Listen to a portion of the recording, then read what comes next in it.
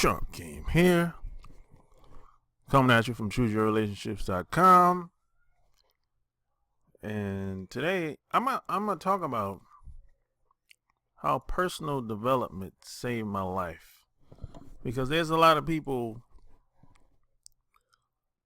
that think personal development is a waste of time, and a lot of people make jokes about it. They call it self-help, shelf-help, and a lot of people don't understand, and plus I think it's gotten a bad rap because of the people that promote self-help.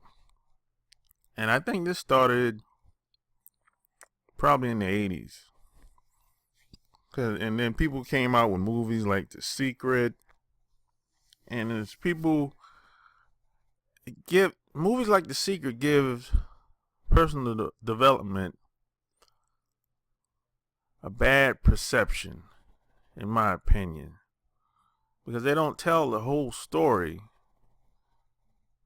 within the movie called The Secret that you probably heard of or you probably seen already. It's been out like 10 years, over 10 years now. So a lot of the marketers that promote a lot of products, they tend not to tell the entire story. So there's a lot of half-truths. There's a lot of lies being told when it comes to having or achieving success in areas that might interest you. However, that being said, for me personally, at the time, I got to a point in my life, this is like about 20 years ago. I got to a point where it's like nothing I was doing was working. So I came to a crossroads. Either I'm going to sink or swim. And I was searching for answers because nothing I tried worked. Nothing I tried I could sustain for long periods of time. Everything I tried, it just fell apart. And then I wasn't around the best people in the world at the time as well. So I didn't really have any friends. I didn't really have anybody to talk to. So I met a guy, and he gave me a book called The Science of Getting Rich. And I've never heard of the book. I mean,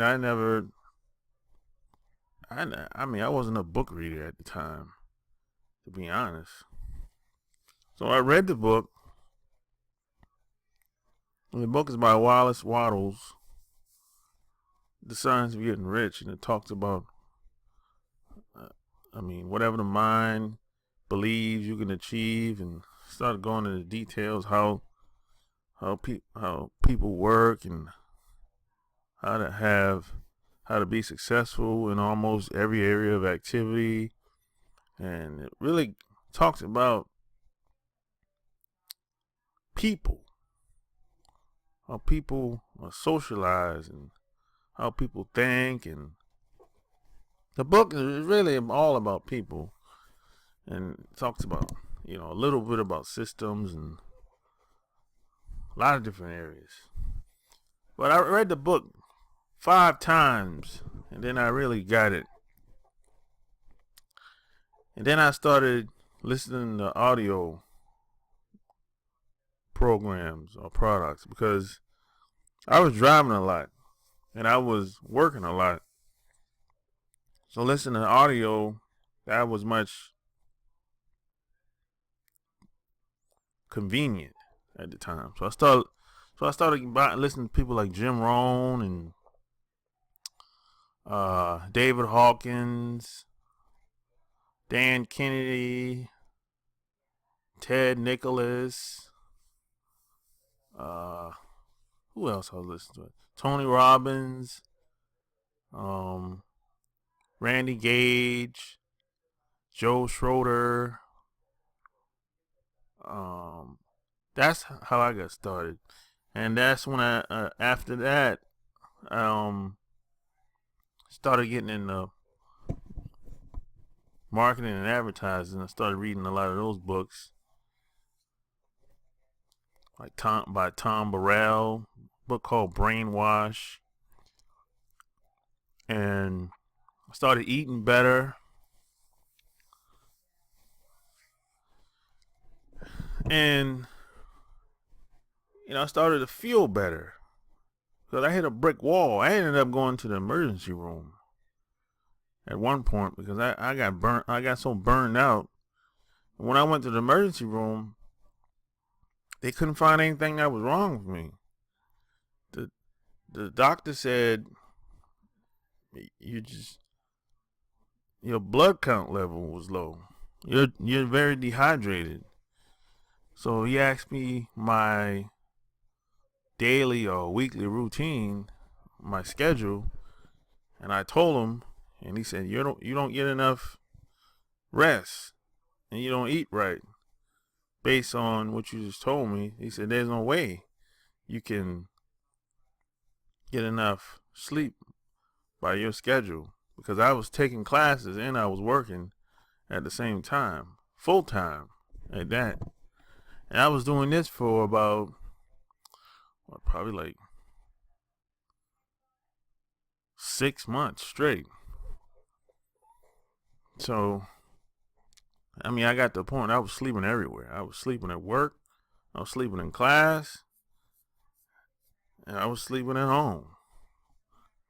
So once I got burned out, once I got out the hospital, out to the emergency room, I stayed there for about 4 hours. After that experience, that scared the shit out of me. So I said I would never get to that point again, because that was like the lowest of lows. I thought I was having a heart attack because I was having a what they call a anxiety attack at the time, and it happened while I was driving. So I got so scared, man.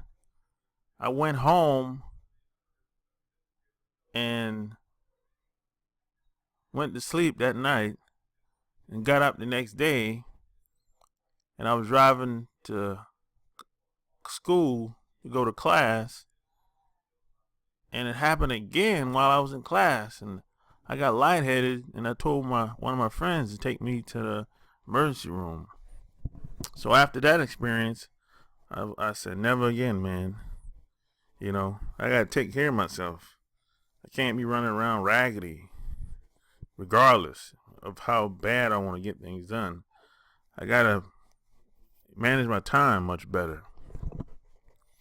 So I started getting into listening to a lot of personal development stuff as far as time management goals and marketing, and just trying to become a better person every day.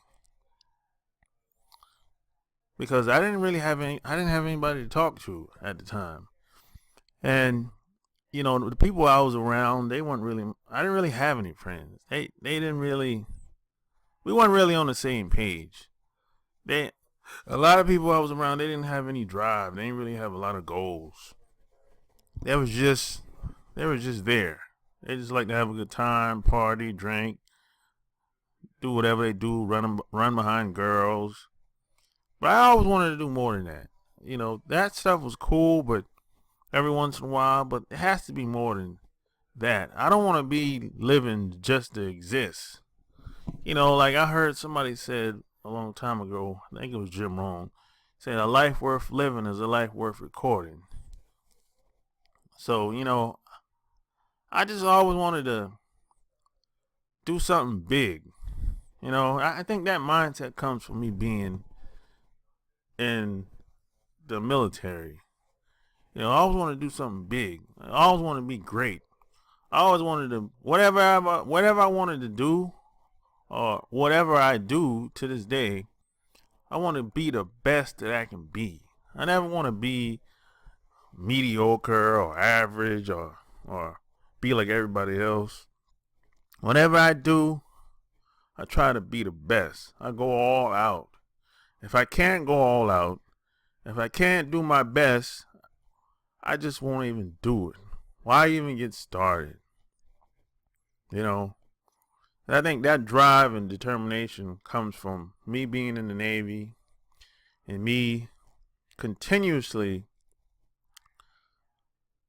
trying to get better as a person, as a man, as a friend, as a son, you know, and trying to help other people around me as well. Because if you're trying to be successful at anything, and if you want to be by yourself and you don't want to share with anybody else, as far as I'm concerned, you're a failure in life. If you want everything to yourself and you don't want to share with anybody else, I mean, you don't have to share it with the world, but you can have at least 2 to 5 people around you in your circle, tight knit circle, where y'all can feed off each other, off the same energy, you know, and that positive energy is what I didn't have 20 years ago. And a lot of people will say, well, maybe my family's not that supportive. And that could be true. Sometimes your family can be the worst. But you know what? I can say that my family is not very negative. My family, for the most part, has always been positive. You know, because it's like a 15-year gap between me and my brothers and sisters. And for the most part, my family has always been supportive in anything that I did, or vice versa. So I never really had anybody to say anything negative about me doing anything. They've always been supportive. You know, if they can't say anything positive, they just won't say anything at all. And then sometimes the stuff that I've started or created, most of it, they didn't know anything about it anyway. So they couldn't really give too much input. But at the same time, I always, if I'm performing or if there's some type of event, and if they can make it, they would always show up. But the people that I had most of the problems with, as far as people being negative, are the people that I invited into my life, or the people outside of my family, people that I've met, friends, people that I thought were my friends, and some people that said they loved me, and turned out to be, you know, something else a little different. These are the people that I had most of the problem with. People that were closest to me while I was away from home. But, you know, as time go on, the more you grow, you're going to have less people around you. And that's just how that is. Because in life, either you're growing or you're dying. There's no in between. There's no neutral position. And the smarter you get, some of the people that you probably grew up with or been around for a long time, they know, whether consciously or unconsciously, that they have to keep up, or they have to become better too. Otherwise, they won't be able to hang around you very much longer. So some of them will follow or try to stay close to you as possible, but most of them won't, because secretly most people don't like change. They want to stay the same, because that's what happens in society with most people. Most people are followers. They're not trendsetters. They're just average people that they're just happy to be working a job, or to be married, to be able to go shopping, go to the restaurant, hang around their friends and drink, smoke, get high, have sex, go out of town every once in a while. Most people are just happy to do that. Now, anything outside of that, what I just named, is going to be a struggle. When it's time to do something that involves your family or their family, or something that involves something that's going to really make a difference, it's going to be a struggle for most people, because that's not a priority for them. That's not something that's on the top of their list. It doesn't really have anything to do with them directly. So that's why it's not that important for them. But if you really pay attention to most people are like this. Anything that doesn't affect them directly, or gives them some sort of attention, or makes them feel good within the moment, because most people love instant gratification. But anything else that doesn't affect them in that type of way, instant gratification, or doesn't affect them directly, they don't want no parts of it. They might do it, whatever that may be, but it's going to be a struggle. And they're going to be dragging. They're going to be like, oh, I'm tired, or whatever. But if one of their friends say, hey, let's meet me at the bar, let's go to the club, they're full of energy, full of enthusiasm, full of excitement. But when it comes to you doing something and asking them to go somewhere, oh, it's a struggle. Oh, I ain't got time. And it's a lot of excuses. So these are just average people. And this is why you're going to have to leave some of them behind, because they're not willing to sacrifice their time